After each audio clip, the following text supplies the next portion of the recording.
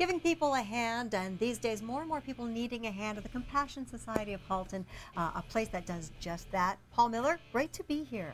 Thank you. And this is a wonderful organization and still fairly new as far as an organization goes. Can you tell us a little bit about the Compassion Society? Well, the Compassion Society actually as an organization has been around for about 6 or 7 years. It started in the basement of a woman named Nina Wahidi. She lived in a housing complex, or still lives in a housing complex where there were some families who had some clothing to give away, and so brought it to Mina, and Mina set it up in her basement, and it grew from there. Wow. In the last couple of years is where the real development has happened as an organization. I'm the director of community outreach with a church here in the area called Forsyth Church, and my belief was that the Compassion Society was enabling churches to fulfill their mission by caring for the families in need in the community. And I felt some responsibility because Compassion Society was doing that for many churches, including us, identifying families to us that we could support and invest in. And I recognize that this is an organization that needs some backfill. It needs some organizational structure behind it. There is great deal of organization that goes into an effort like this. People might not even think about how much work there is to actually sustain it and keep it going. Right. So there's the stuff that happens in the storefront, and Mina's done a great job in getting processes in place to receive donations, to sort them, and to get them into people's hands and in their trunks, those who need to take them with them. And she's done a great job in that process. And then my role has been more in the organizational level to help form a board of directors and to get this organization actually structured so that it has it's now an incorporated not-for-profit charity, and going through all those processes so that it is a ministry that can sustain itself. And how do people find out about the Compassion Society being here? We depend on referrals from other community agencies, word of mouth, and then other any form of promotion. But I would say it's largely referrals from other organizations. Right, and you're always open to receiving donations. Yes, always. So and it's not just clothing, I should mention. Yeah, it's largely clothing, but we do have a small food cupboard as well. And there's all kinds of goods. I was having a look through here, and toys and things for children. We keep really wide variety of things. So we try to focus on clothing. That's the main thing that we do, but we do keep other small items as well. Terrific, great work you're doing here. Thank you.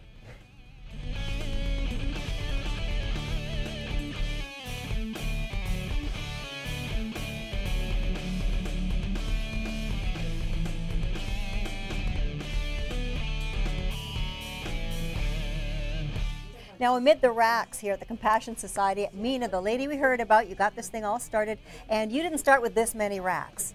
No, it was one rack in my basement. So. And you've grown quite a society here. This is really a wonderful thing.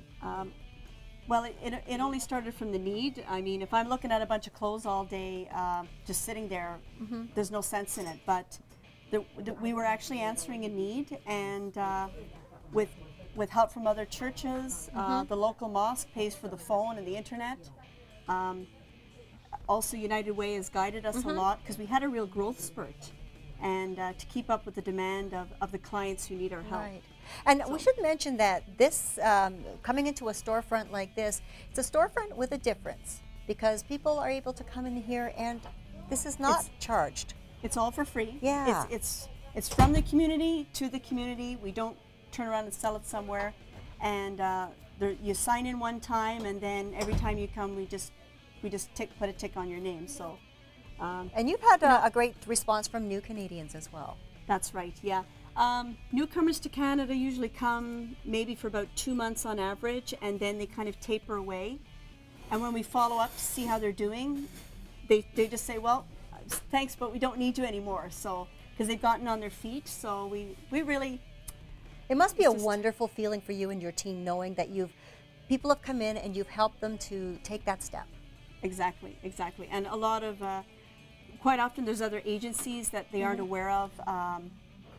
We helped a family from Turkey recently, and I just thought, gee, what if I was in, a town in Turkey? I wouldn't know my way around. For sure. So kind of tried to figure that out. That's terrific. And I have to thank the volunteers, my girls. without you girls sorting everything and keeping the place tidy, we like it to be nice and tidy for the clients. Oh yeah, because it's a shop after all. It certainly is. Now, for people that are watching this and thinking, hey, you know, I've got stuff to bring, is there anything specific or things that you do or don't need? I see that you have everything in here, including signs saying sofas available and everything else.